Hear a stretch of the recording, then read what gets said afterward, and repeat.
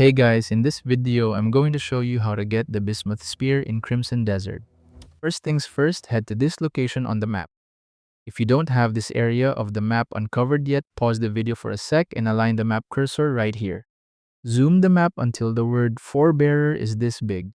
Then place the letter F halfway across the left side of your screen. The area should be at this corner right here. Once you arrive, you'll see this circular pool right here. Use this angle as your guideline.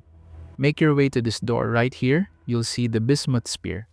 Now this spear is imbued with Bismuth affinity, meaning it'll latch onto the enemy, creating a pseudo-poison effect. However, this effect can only be charged up to 3 times, with each charge having a 5-second cooldown. Similar to the Propeller Spear and Beehive Club, this also has a durability meter, which means when the meter runs out, the weapon will be destroyed. It's only good for a quick status proc. You can leave a comment down below if you know how to repair the Bismuth ore to help our fellow Greymanes. And that is how to get the Bismuth Spear in Crimson Desert. Thank you so much for watching.